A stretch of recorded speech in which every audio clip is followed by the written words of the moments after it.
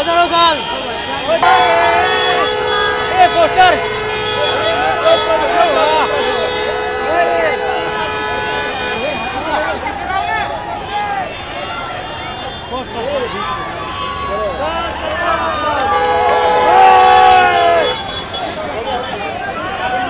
बहुत बहुत धन्यवाद आप सब लोगों का। थोड़ा सा विलंब हो गया, बाहर प्रतीक्षा जाना था, बाबूजी और माँ जी का आशीर्वाद लेना था, वो लेकर के अब आया हूँ। आप सब लोगों को मैं अपनी शुभकामनाएं परिवार की तरफ से और सारी मीडिया को, उससे देश में जितने भी हमारे चाहने वाले हैं उन सबको मैं अपनी तरफ से बहुत बहुत धन्यवाद और अनेक शुभकामनाएं देता हूँ आज के दिन की। धन्यवाद। जैसा कि आपको मालूम है कि आज करवा चौथ भी है और घर में जितनी महिलाएं हैं और व्रत तोड़ेंगी चांद देखने के बाद, तो हमने कुछ खास रखा नहीं है। परिवार के साथ ही अगर आज का दिन बीत जाए, बस यही मेरी कामना है, क्योंकि हमेशा हमने ऐसा माना है कि माँ बाबूजी हमारे प्रतीक्षा में ही हैं उनके जाने के बाद भी। तो प्रतिदिन काम पे निकलने से पहले या कभी भी उनका आशीर्वाद लेकर के जाता हूँ। आज भी उनका आशीर्वाद लिया और आपके सामने उपस्थित। आमतौर पर मैं भी रखता था व्रत, लेकिन अब कुछ ऐसी शारीरिक परिस्थितियाँ ऐसी हो गई, कुछ दवाइयाँ लेनी पड़ती, तो उसके लिए हमें भोजन करना पड़ता है, इसलिए डॉक्टर्स ने मना किया है कि मैं फास्ट न रखूँ।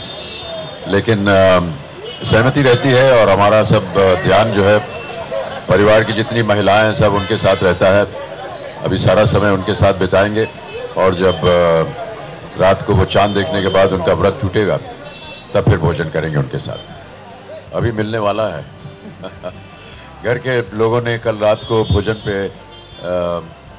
अपनी तरफ से स्नेह प्यार जताया, लेकिन जो सबसे अहम तोहफा है वो है आराध्या।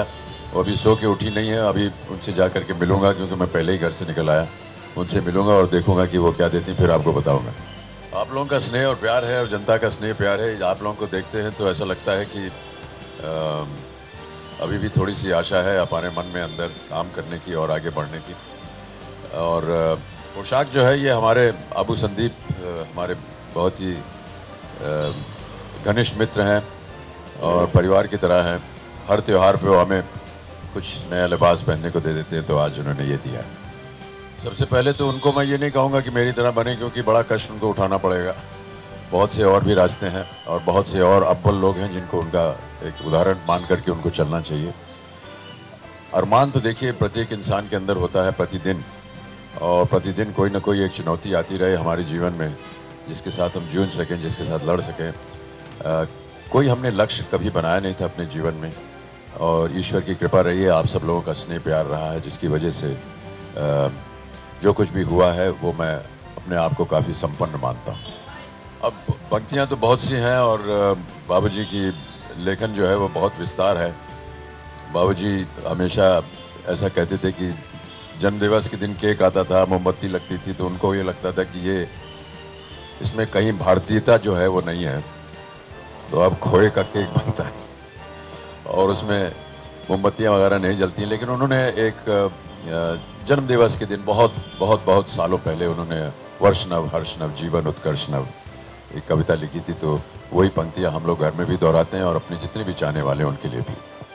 अभी तक तो देखा नहीं उन्हें, लेकिन ये उनका स्नेह और प्यार है, उदारता है उनकी। न जाने हमने क्या ऐसा किया है कि वो इतना स्नेह और प्यार हमें देते हैं, उसे स्वीकारता हूँ मैं और अपने आप को धन्य मानता हूँ कि ऐसे लोग हैं जो इतनी भारी संख्या में और इतने भारी दिल के साथ वो हमारे पास आते हैं। हमारे पास कुछ देने को है नहीं सिवाय अपने काम के जरिए उनको कुछ जिस तरह से हम उनका मनोरंजन करते हैं या जो भी वो हमारे में देखते हैं उनको दे सकें, इसके अलावा हमारे पास कुछ है नहीं। हाँ, अपने जो सोशल मीडिया है उसके माध्यम से, आप लोगों के माध्यम से, न्यूज़पेपर्स, मैगज़ीन्स, पत्रकारों, इन सब के माध्यम से हम अपनी भावनाएं जो है वो प्रकट कर सकते हैं और अपने आप को, जैसा कि मैंने कहा, धन्य मानते हैं कि ऐसे भी लोग हैं जो कि अभी भी प्यार देते हैं मुझे। उनको मैं अपनी तरफ से आज के दिन की बहुत बहुत धन्यवाद देता हूँ। अभी बताया मैंने कि अब न जाने क्यों आप ऐसा सोचती हैं। ये तो अब माँ बाबूजी से पूछना पड़ेगा कहाँ से एनर्जी आई, ये तो जेनेटिक है, अभी क्या करें उसका। लेकिन जैसा कि मैंने कहा, आप लोग हमारे जितने भी दर्शक हैं, चाहने वाले हैं, उनको देख करके, उनके प्यार को देख करके अपने अगर एक उत्साह बढ़ता है। और हमेशा ये एक मैंने एक नियम बना लिया है कि अगर अपने आप को चाहने वालों के सामने प्रस्तुत करना है तो जाहिर है कि अच्छा दिखना चाहिए, अच्छा काम करना चाहिए। अब जो पहले ज़माने में हमारे शुरू के दिनों में जिस तरह से मुख्य भूमिका करते थे, वो तो अब आने वाला है नहीं। तो जितनी भी भूमिकाएं मिल रही हैं अब, उनको सही तरीके से निभा सकें, उनका मन बहला सकें, यही इरादे के साथ हम जनता के सामने जाते हैं। और उनका प्रेम और प्यार मिलता रहता है। इसके पास, मेरे पास कोई शब्द नहीं है कि कैसे वो बताओ कि वो क्यों आते हैं, किस लिए आते हैं। इसके लिए मैं बहुत अपना आभार प्रकट करता हूँ। I have already last night through my social media congratulated him and Malala, the youngest Nobel Prize winner. I think they've done unique work in the social field. Working against child labor is a very important aspect of our lives, of our existence, and this has been an ailment that has been there for many years. And we laud the efforts made by such socialists and activists who have worked so hard to be able to get worldwide recognition. The Nobel Peace Prize, of course, is a great recognition for anyone. And for an Indian to win it, for the cause that he fought for, is indeed extremely laudable, and I'm very happy and proud of that. मैं ही सच के आ गया हूँ, और क्या चाहिए आप? नहीं, सजावट मतलब आप फूल वगैरह कह रहे थे, वो घर के अंदर सब फूल वगैरह लगा हुआ ऐसा माना जा। पहले हम फाटक वगैरह पे लगा देते थे फूल, लेकिन अब जया को लगा कि वो फूल जो है वो ख़राब हो जाते हैं, उसका और उपयोग हो सकता है। तो जितने भी गुलदस्ते आते हैं उनको हम स्वीकारते हैं।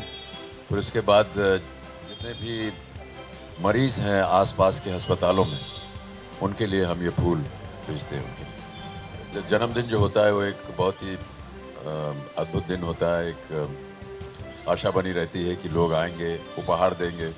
तो बहुत छोटे थे तो इन चीज़ों के बारे में ज़्यादा जानकारी थी नहीं।